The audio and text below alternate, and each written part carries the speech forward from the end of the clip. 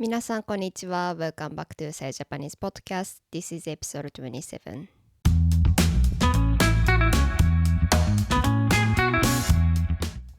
皆さんは余裕という言葉を聞いたことがありますか？しっくりくる英訳があまりないのですが、some extra space とか extra time とか spare room とかになると思います。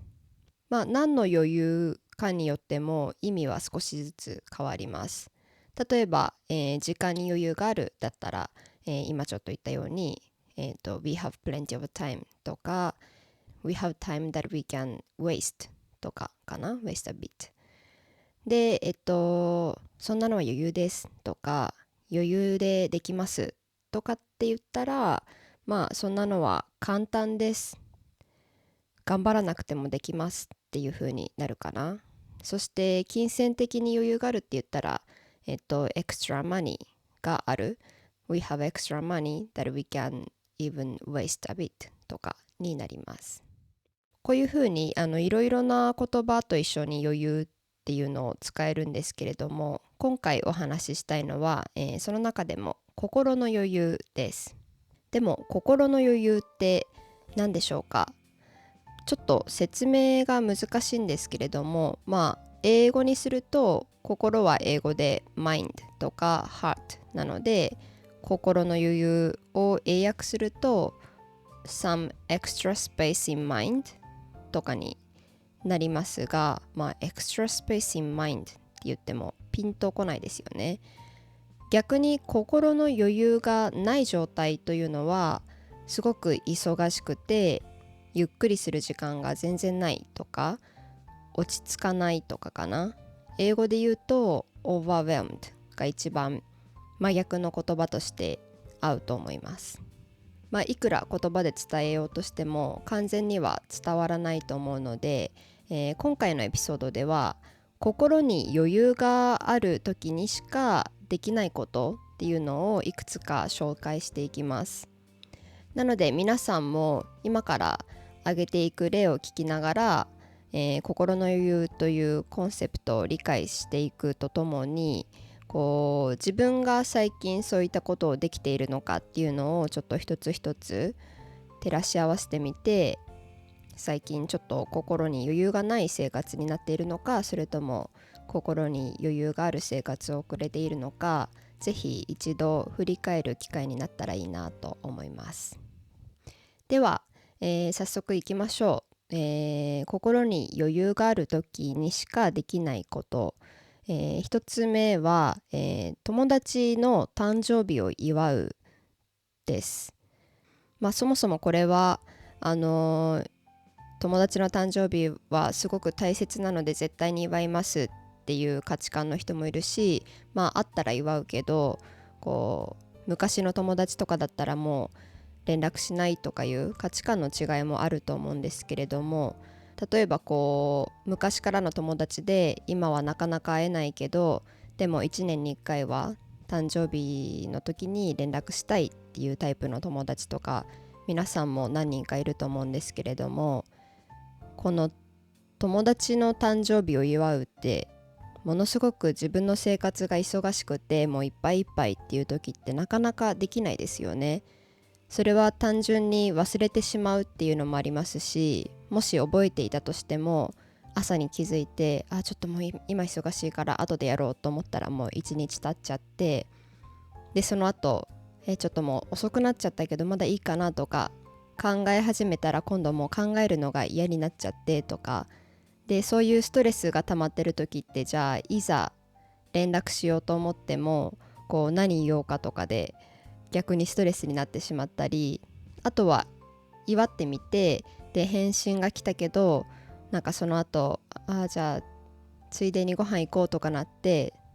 でも忙しくて行けなくて返信もちょっと気が引きでできなくてとか、そういう感じで少なくとも私は結構友達の誕生日を祝う余裕とか時間とかエネルギーがあるかで、最近ちょっとあまりにも急ぎすぎているなとか、もう少し休まなきゃっていう風に精神的に休まなきゃっていう風に判断することがあります。2つ目、誕生日に少し似ていますが、自分とか友達、家族へのちょっとしたプレゼントを買うということです。物を買うっていうこと自体は皆さんも普段からいろいろあると思うんですけれども、必要だから買うとか、いつも買うものだから買うじゃなくて、あんまり必要ないけれども、でも買ったら自分自身とか相手がちょっと喜ぶ、そんな喜ぶ顔を見たいとか、自分自身を喜ばせたいっていう風な時に買うプレゼント、例えばお花とか、あとはちょっとした甘いものとか、そういうものって自分自身の生活がもうあたふたしている時ってなかなか考えもしないですよね。お花屋さんの前通って素敵なお花とかがあっても、そんなことに素敵だな、あの人にあげたいななんて思う心の余裕がないですよね。でもプレゼントってなんかすごく嬉しい気持ちになりますよね。特に急にもらうと、誕生日とかでもないのに急に友達がなんかあの雑貨屋さん通ってて、これさやにすごい似合うと思ったんだよねとか言って買ってくれたら、その時私のことを考えてくれたのすごく嬉しいなって思うので、ぜひ皆さんも少し、これは金銭的な余裕も関係あると思いますけれども、金銭的にも時間的にも心にも余裕ができた時に、ぜひプレゼントを買ってみてください。自分へも。3つ目は捨てられるものを捨てるということです。これはゴミとか実際のもの以外にも、例えばパソコンの中のファイルとか携帯の中のいらない写真とかを捨てるのって、超やらないといけない優先的なことじゃないですか。でも捨てずにどんどん貯めていくと、携帯だったら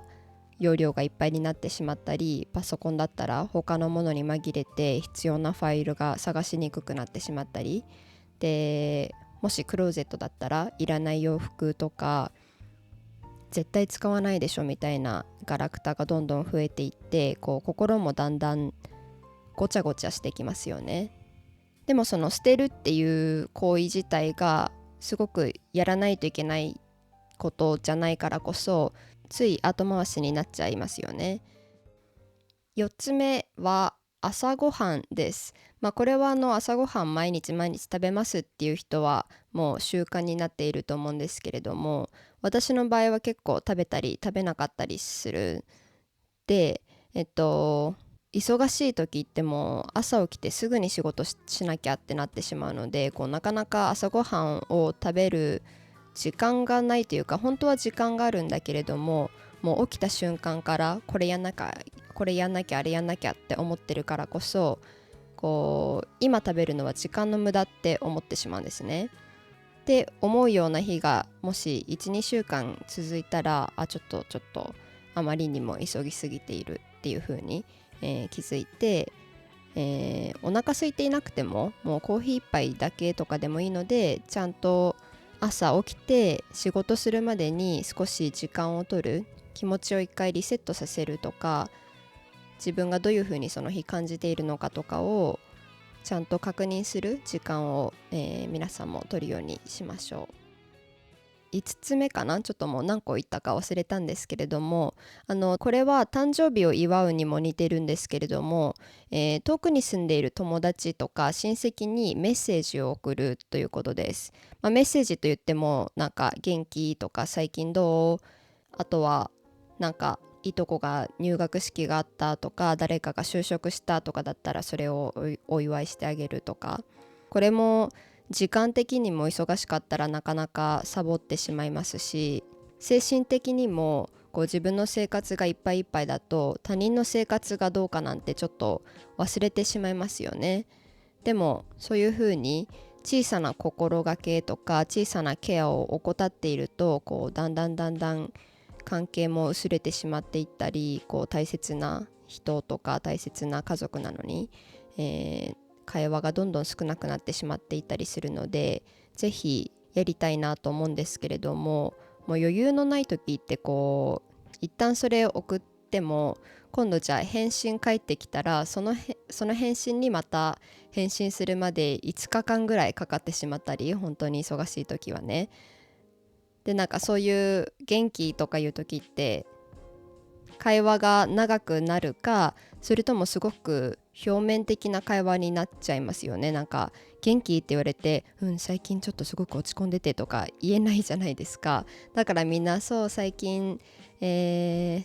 なんかこんなことしてあそこに行ってとかいう会話になっちゃうので、文章を作るのも少し気を使うというか、なので本当に心に余裕がある時じゃないとなかなかやろうと思えないことですよね。で遠くの友達じゃなくてもよく会う友達とかでも、ぜひメッセージを送ったらいいなと思うんですけれども、私の友達で同じスペインに住んでるのでこう普通によく会うんですけれども、それでも例えば明日の2時に飛行機で立つんだとか、来週の火曜日なんかこの仕事のミーティングがあるとか言うと、ちょうどその時に飛行機気をつけてねとかミーティング頑張ってねとかメールくれるんですね。でそれが私的にはすごく嬉しいなと思って、というのもこう私が一回言ったことをちゃんと覚えてくれてて、でその日になるとそれを思い出してちゃんとメールを送ってくれる。で大体その飛行機に乗る時とかミーティングの前って一人だから、そういう時にこう連絡してくれる友達がいるとすごく心強く感じるんですね。ただまあそれももちろん彼女自身が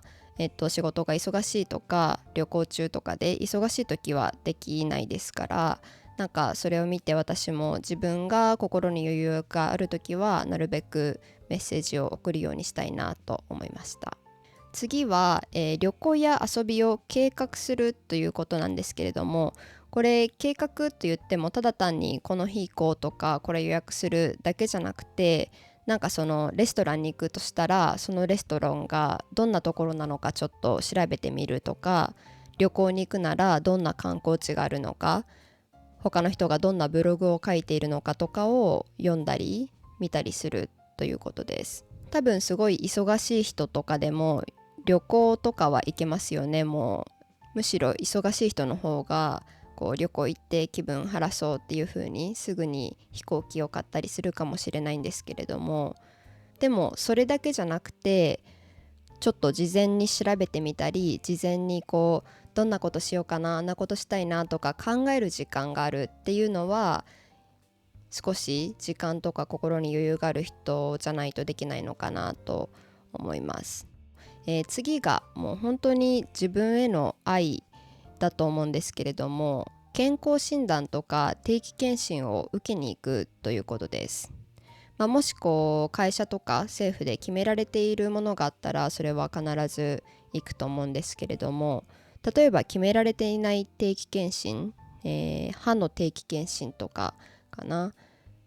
あとはやらなくてもいいけどやった方がいいなんかがん検診とか、そういうものをやるって本当にもうセルフケアですよね。すごく大切なセルフケアですよね。でよくなんかこれまで大きな病気にかかったことのある人の話とか聞いていると、こうなんか少し変だなと思っていたしこりがあったけれども、もう忙しくて病院に行ってなかったけど、もう病院にいた時にはもうすでに手遅れだったみたいな話も聞くので、これはどんなに余裕がなくても少し頑張って時間を作ってやった方がいいことだと思います。でそれからもうこれは完全に時間とか、金銭というよりかは、精神的な余裕なんですけれども、他人の幸せを一緒に喜べるということです。もちろんこう大好きな友達とか家族とかにいいことがあったらみんなも自然に嬉しいと思うんですけれども、こう自分の生活がすごく大変な時でなんか失敗したりして落ち込んでいる時とか、なかなかうまくいかなくて人間関係も仕事も何もかも行き詰まっているなとか、何もうまくいかないなとか思っている時に他人がその自分の中でうまくいってないと思っていることを他人がうまくやっていると、なんか嬉しいんだけれどもこう完全には喜べないみたいな自分がいる時がありますよね。例えば自分が就職に受からなかった時に友達がすごい大手のいい会社に受かったってなったらそれちょっと喜ぶのもね大変ですよね。まあでも人生常に何かしらうまくいってないですし何かしらうまくいっていると思うのでこうもし自分のことがうまくいってなくてで他人のことも喜べないくらいに心に余裕がないとしたらもしかしたらそれはこのうまくいってない状態をあまりにも重く捉えすぎてしまっているかもしれない。こうその状態自体は変えられないかもしれないけれどもそのうまくいってない状態を自分がどう捉えるかっていうのはコントロールちょっとできますよね。こう同じように仕事がうまくいってないとしてもじゃあこれをもう世界の終わりだやばいもうってなるのかうまくいってないけどでもじゃあいい友達はいるから大丈夫っていう風に少し自分で重さを軽くできるのかそれは個人の、コントロールするスキルにかかっていると思うので、皆さんもぜひ環境は変えられないですけれども捉え方とか感じ方は変えられるのでこう常に他人の幸せを一緒に喜べる程度に軽く捉えていけたらなと思いますとか言ってこんなことすごく難しいですがまあいいでしょう。はい、では最後、これも精神的な面ですね、許すということです。もし何か嫌なことをされたりこう傷つくことを言われたりした時に許せるっていうのは心に余裕がないとできないですよね。まあこの場合は心に余裕というかその自分のインセキュリティをちゃんとカバーできているとか自分への愛が足りている時にはこう他の人が自分にどんなことをしてもまあそんなに怒ったりそんなに傷ついたりしないと思うのでもし周りの人が自分に対してすごくネガティブなことを言ってきたりしてきてでものすごく自分が怒ったり傷ついたりしている時はまあもちろんその人なんでそんなことしたのかなって考えるのも必要ですけれどもそれよりも自分はなんでこんなに傷ついてるんだろうなんでこんなに怒ってるんだろうなんでこんなに動揺したんだろう何か自信がないことがあったのかなとか自分のセルフケアが足りてないのかなとかこうぜひ自分に意識を向けて、自分がどう感じているのか確認してみてください。最後の方すごくなんか精神的な話をしていたのでこううまく伝わっているといいんですけれども、よくわからなかったらぜひ、Patreon メンバーシップの、英語のトランスレーションを見てください。では以上が、心に余裕がある時にしかできないこと10個ぐらいあげたかなでした。皆さん自分の最近の生活と比べてみてどうでしたか？どれもできていますか？それとも最近できていないなということが多いですか？私的にはもう本当に最近経済も悪化していますし、政治もなんか世界中でごちゃごちゃしていますしこう心に余裕がない状態が続いているのが普通かなと思うんですけれどもそんな時に、今そんなプレゼントをあげたり、旅行に行く暇もないけどちょっと落ち着きたいなっていう人用におすすめのことが3つあります。1つ目は、コーヒーとか紅茶とか1日の中で何か温かい飲み物とかを飲む時間があると思うんですけれどもそれを飲むときは必ずどこかに座って何もしない他のことは何もしないということです。こう一日の中でちょっと眠いなコーヒー飲みたいなっていう時にコーヒー作ってすぐに仕事に取り掛かるとかじゃなくてもうその飲み物を飲んでる時は絶対他のことはしないプロダクティブなことをしないっていう風にルールを決めてみると2分でも3分でもいいのでもう頭を落ち着かせる頭を休める時間を作るっていうのはすごくパワフルですのでぜひやってみてください。2つ目が床に横になるです。最初の方の不安のへの対処法っていうポッドキャストでもおすすめしたんですけれども、この床っていうのはベッドとかソファーとか柔らかいところじゃなくて、床、もしヨガマットがあったらいいんですけれども、なかったらもう普通の床でもいいです。床に寝っ転がるって私にとってはすごくパワフルで、というのも、例えばまずお腹の状態が分かります。床に横になった時にこうお腹が急に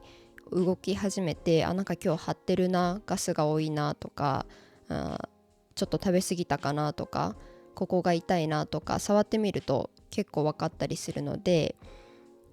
お腹の状態が分かるっていうのと、あとはこう顔周りの疲れとか肩周りの疲れも結構分かります。こう横になると目のあたりの何かが動いて、なんかここら辺すごく疲れてるとかいうふうに気づくことがあるので、こう休むだけじゃなくて自分の体の状態を少しチェックするっていうのでも横になるのはいいですし、床に横になるだけだったら本当に簡単なので、もう1分でいいのでぜひやってみてください。で、最後が歩くです。もうあちらこちらでこう歩いた方がいいですよって言われているので、もう聞き飽きているかもしれませんが、でも歩くって本当に何も必要ないし、5分でも3分でもできますし、それでもこう少し気持ちがリセットされるので本当にいいなと思います最近。なのでぜひ、なんかもう忙しくて心に余裕がないなっていう自分に気づいたら、この座って飲み物を飲む、床に横になる、歩くっていうのを試してみてください。では皆さんが少しでも、ゆっくりとした落ち着いた生活をできることを願っています。最後まで聞いてくれてありがとうございました。また次のエピソードでお会いしましょう。